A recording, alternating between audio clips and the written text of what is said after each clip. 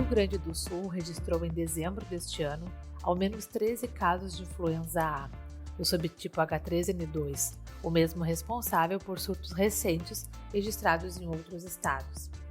O Centro Estadual de Vigilância Sanitária ainda investiga se há casos graves dentre essas ocorrências. Os registros estão distribuídos por 6 cidades, sendo a maior concentração de 4 casos em um município.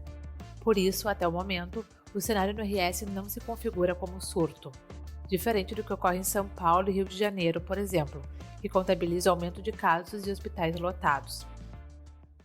E os casos de gripe se alastram pelo país e lotam as unidades da rede pública de saúde.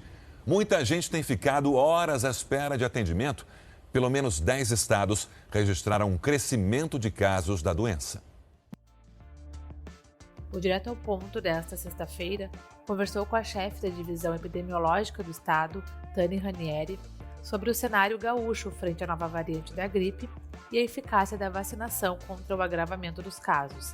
Eu sou Brenda Fernandes, sejam bem-vindos.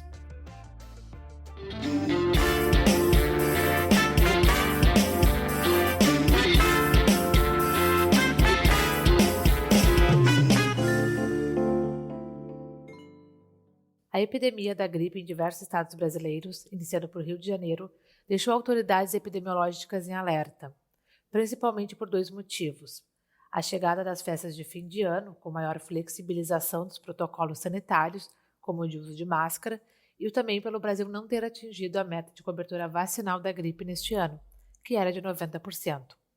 No último dia 9, a Fiocruz já alertou para o risco do vírus influenza se espalhar pelo Brasil juntamente com o coronavírus. A gripe tem uma letalidade menor que a Covid-19, mas mesmo assim, grupos de risco têm maiores chances de evoluir para casos graves. Ao Direto ao Ponto, a chefe da divisão epidemiológica do estado, Tani Ranieri, explicou como o estado identificou os primeiros casos e a importância da vacinação no enfrentamento da doença.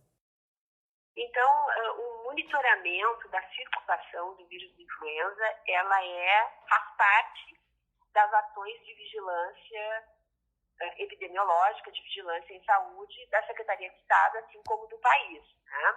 E a nível mundial também.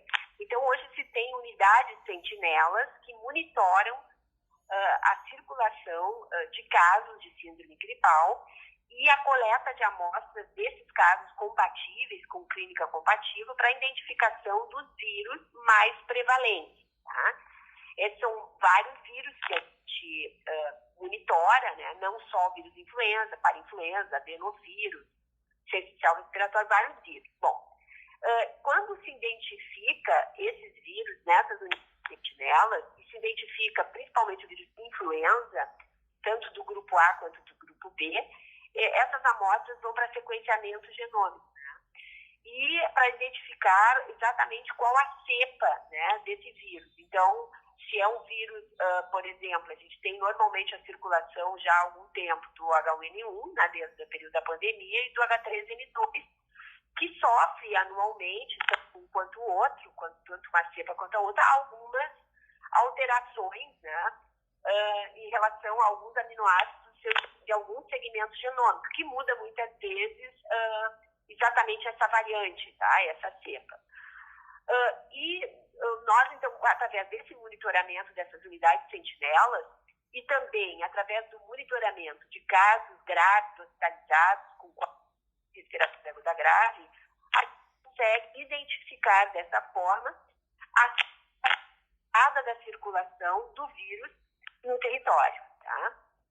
E a vigilância das doenças, das síndromes respiratórias agudas graves hospitalizadas, ela já é uma prática, né, uma rotina nossa há muitos anos, né? Anualmente a gente divulga, através de vocês, dos meios de comunicação e dos boletins que saem aqui pela Secretaria de Estado, da ocorrência desses casos, da circulação em determinados territórios, do perfil de adoecimento dessas pessoas. Então, através desse monitoramento dos casos hospitalizados e dos sentinelas, foi que se identificou aqui no estado do Rio Grande do Sul, no mês de dezembro, a presença, então, de casos causados pelo vírus influenza H3N2.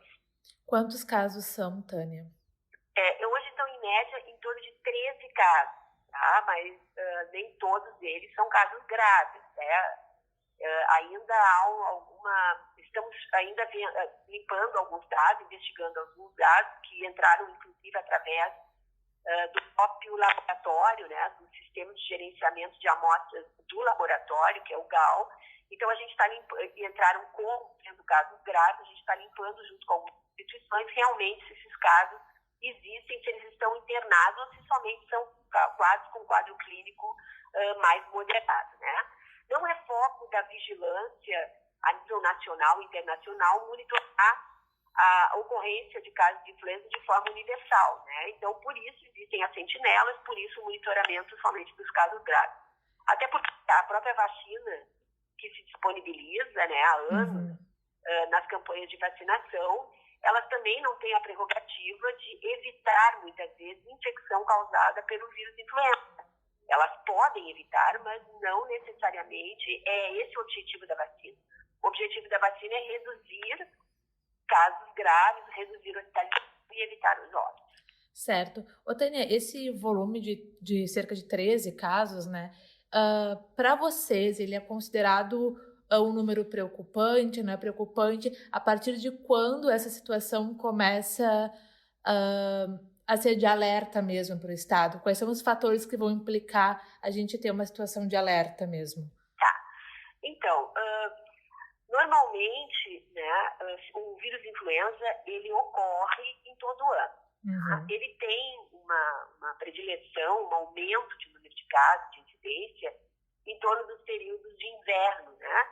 Até pelas características da própria transmissão da doença, que é viral, né, de pessoa a pessoa, respiratória, e até mesmo pelas condições de maior confinamento das pessoas, né, de menor circulação nos ambientes, então propicia a propagação do vírus entre as pessoas. Esse ano e o ano passado também, 2021, que a gente teve toda essa questão de distanciamento, de uso de máscara, lavagem de mãos, enfim, né, até mesmo quase um lockdown que a gente teve no início lá de 2020, e com a ampla incidência do SARS-CoV, né, no território, né, atingindo toda a população, todo mundo era suscetível a esse vírus, houve uma disputa ecológica entre os vírus, né, de uma maneira geral. E, então, o vírus influenza teve uma menor expressão, não foi identificado, nós não conseguimos identificar, através dessas unidades, das hospitalizações, a ocorrência de casos associados a esse vírus. Agora, quando a gente já está no período mais avançado da pandemia e devido principalmente às coberturas vacinais, a gente começou, não só nós, mas outros estados brasileiros, passaram a identificar um número maior de casos de circulação. Então, esses casos, de certa forma, eles estão relacionados à nossa flexibilização também, como de uso de máscara. Exatamente. Com a flexibilização das próprias condutas que foram adotadas durante a pandemia, né? Com o fato também do aumento da cobertura vacinal, né? O que diminui a chance da população estar infectada pelo SARS-CoV, né? Porque embora a vacina também contra a Covid, ela não evite infecções, ela diminui a possibilidade de tu te infectar. Isso já tem evidência provando, né? E quando infectado também, tu diminui a proporção de vírus que tu elimina e o tempo, né, de eliminação. Dessa maneira, há uma menor circulação também de casos, a gente tem visto pelos dados, pelos números divulgados, de casos de Covid hoje na população. Então, isso abre espaço para a circulação de outros vírus, né? E, infelizmente, neste ano também, a nível nacional, no cenário nacional, não só gaúcho, as coberturas vacinais não atingiram as metas preconizadas para a campanha, que é de 90%. Aqui no estado, a gente vacinou em torno de 79% dos grupos prioritários, né? Então, temos também aí um percentual de pessoas que não aderiram à campanha, né? E o vírus de influenza, como eu disse, ele é um vírus com alta contagiosidade, né?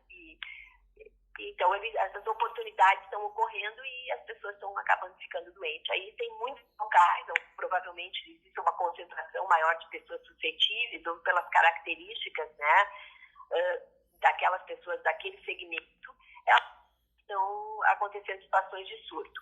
nós não vivenciamos ainda a situação caracterizada como surto aqui no estado, porque esses casos estão espalhados em vários municípios, né? Então, são 2, 3, um caso que foram identificados em mais de um município. Então, um surto, normalmente, ele configura uma incidência grande de casos numa população distrita, fechada de uma instituição, ou então em um determinado território, né? Então, uma incidência além da esperada, né, em momentos anteriores, comparando a situação com uma série histórica. Tem algum grupo específico, crianças, idosos, que eles sejam mais vulneráveis, eles podem ter mais complicações por conta da influenza A, essa variante que a gente identificou agora? Sim, normalmente, de uma maneira, nos extremos dos grupos etários, tá? Então, são idosos e crianças. Esses são os que são afetados com maior gravidade, tá?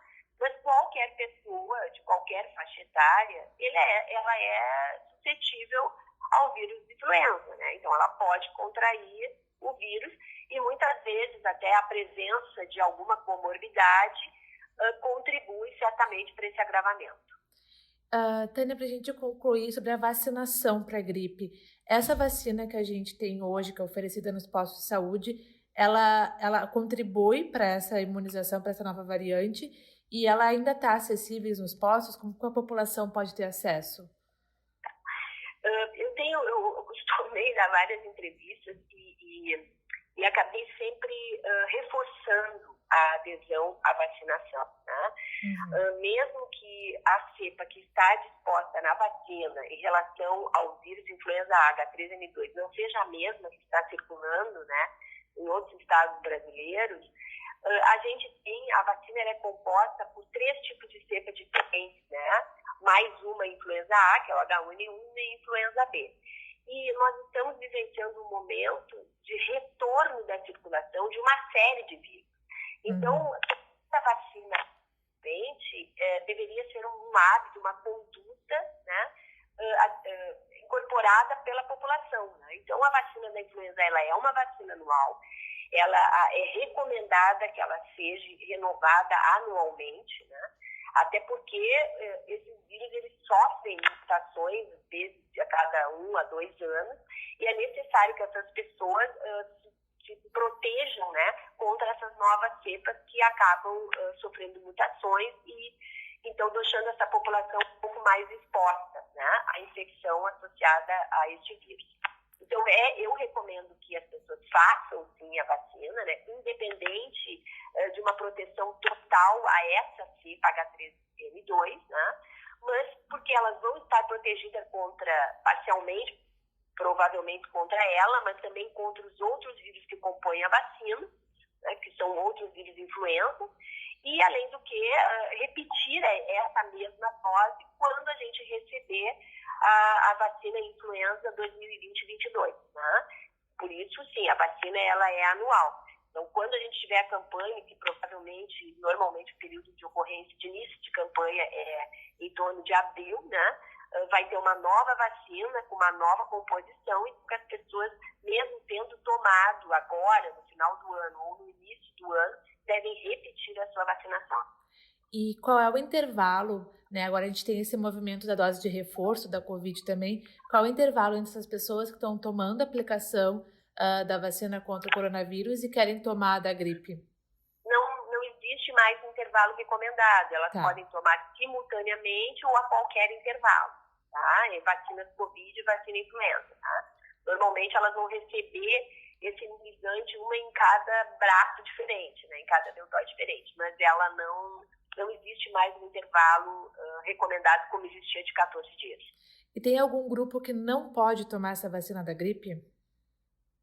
Não existe nenhuma indicação, a não ser pessoas, né, que já tenham apresentado alguma manifestação associada a algum componente da vacina influenza e que seja recomendado por seu médico a não aplicação dessa vacina. Né?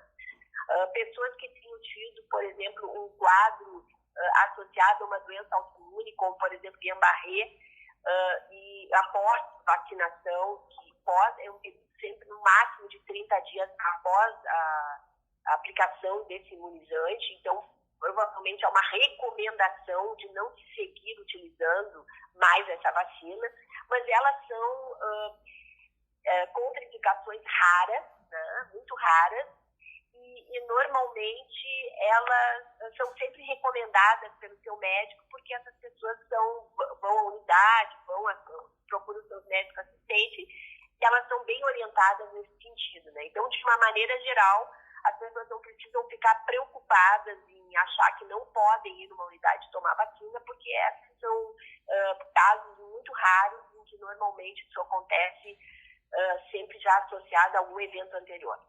Certo, Tânia, muito obrigada pelos esclarecimentos. Eu que te agradeço, um abraço. Obrigada. Abraço. O Direto ao Ponto fica por aqui. A apresentação foi de Brenda Fernandes e edição de Ali Felencar. Até a próxima!